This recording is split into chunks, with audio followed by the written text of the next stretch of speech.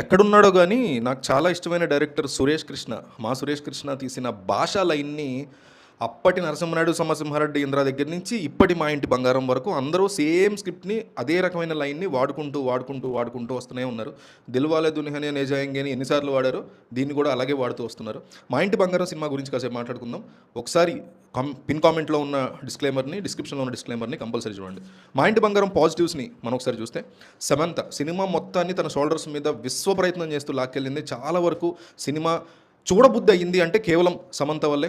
And second positive, సస్పెన్స్ని చాలా వరకు build చేయడానికి ప్లాన్డ్గా తీసుకెళ్లారు. కామెడీ ట్రాక్ బాగా వర్కౌట్ అయింది. ఎస్పెషల్లీ శ్రీలక్ష్మి కామెడీ ట్రాక్ నాకు చాలా నచ్చింది. చంటబ్బాయి మీకు గుర్తుంటే, చంటబ్బాయిలో చెప్పే ఆ లైన్స్ అన్నీ కూడా శ్రీలక్ష్మి రిపీట్ చేస్తుంది సినిమాలో. చాలా ఫన్నీగా అనిపించి ఆ కాన్సెప్ట్ చాలా బాగా నచ్చింది నాకు. అండ్ సమంత ఫ్రెండ్ ఒకళ్ళు ఉంటారు, ఆ ఫ్రెండ్తో ఉండే కామెడీ కూడా చాలా వరకు వర్కౌట్ అయింది. కామెడీ పరంగా సినిమాలో కొన్ని blocks second half and first హాఫ్లో ఎంటర్టైనింగ్ బ్లాక్స్ బాగా వర్కౌట్ అయినాయి. యాక్షన్ సీక్వెన్స్లు కూడా చాలా బాగున్నాయి సినిమాలో. ఇవన్నీ సినిమాకి పాజిటివ్స్. నెగిటివ్స్ చూస్తే, ఫస్ట్ హాఫే సాదాసీదాగా సాగిందిరా, అక్కడక్కడ యాక్షన్ బ్లాక్స్ పెట్టారు, సెకండ్ హాఫ్లో ఏదో ఉంటుంది అనే సస్పెన్స్ని బిల్డ్ చేసి సెకండ్ హాఫ్కి వచ్చిన తర్వాత కంప్లీట్ సెకండ్ హాఫ్ని ఫ్లాట్ చేసేశారు. అండ్ బ్యాక్ స్టోరీ ఏదైతే రాసుకోవాలి, ఇట్లాంటి కథ ఇందాక చెప్పుకున్నట్టు భాష లాంటి కథని, బ్యాక్ స్టోరీ ఒక ఫీమేల్కి భాష స్టోరీ లాంటిది పెడితే కనుక రజనీకాంత్ భాష ఎట్లాంటి స్ట్రాంగ్ బ్యాక్ స్టోరీ ఉండాలి, ఫ్లాష్ బ్యాక్ ఉండాలి అనేదాన్ని కంప్లీట్గా వదిలేసి కంప్లీట్ ఫ్లాట్ నరేషన్ని తీసేసుకున్నారు.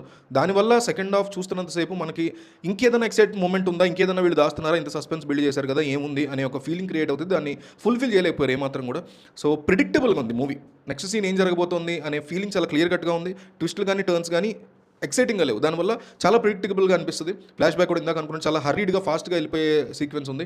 సో ఇట్లాంటివి అన్నీ నడుపుకుంటూ దాంతోపాటు స్క్రీన్ ప్లే కూడా అక్కడక్కడ తడబడుతూ వచ్చారు. దీనివల్ల స్ట్రాంగ్ అంటే విలన్ కూడా అంత స్ట్రాంగ్గా ఆ ట్రాక్ కూడా లేకపోయేసరికి సినిమా సెకండ్ హాఫ్ చాలా వరకు మనల్ని డిసప్పాయింట్ చేస్తుంది. అందువల్ల ఆన్ ఏ హోల్ వచ్చేసి సినిమా యావరేజ్, కంటెంట్ పరంగా అయితే డెఫినెట్లీ మూవీ యావరేజ్. ఓవరాల్గా చూసుకుంటే ఓటీటీలో వచ్చాక వెయిట్ చేసి చూడొచ్చు. లేదు నాకు బోర్ కొడుతుంది, ఫ్యామిలీతో సరదాగా వెళ్ళాలనుకుంటే మాత్రం ఒకసారి మేబీ ట్రై చేయొచ్చు అంతే.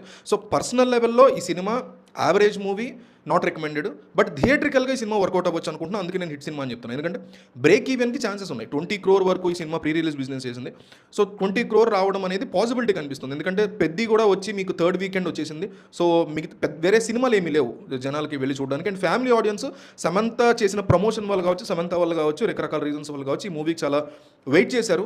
ఈ మూవీ నేను చూడాలనుకునే ఫ్యామిలీ ఆడియన్స్ చాలా మంది ఉన్నారు. సో వాళ్ళ వల్ల వాళ్ళు వెళ్ళి చూసే ప్లాన్ ఉంటే మాత్రం డెఫినెట్లీ మూవీ బ్రేక్ ఈవెన్ అయ్యే ఛాన్సెస్ చాలా గట్టిగా ఉన్నాయి. అంటే సెకండ్ వీకెండ్ కాకపోయినా థర్డ్ వీకెండ్ కైనా స్లైటెస్ట్ మార్జిన్లో బ్రేక్ ఈవెన్ అయ్యే ఛాన్సెస్ డెఫినెట్లీ కనిపిస్తున్నాయి ఈ మూవీకి. సో మళ్ళీ చెప్తున్నా, కాంటెంట్ పరంగా పర్సనల్ లెవెల్లో ఈ మూవీ ఒక average, not even a one time watch, not recommended movie. But commercial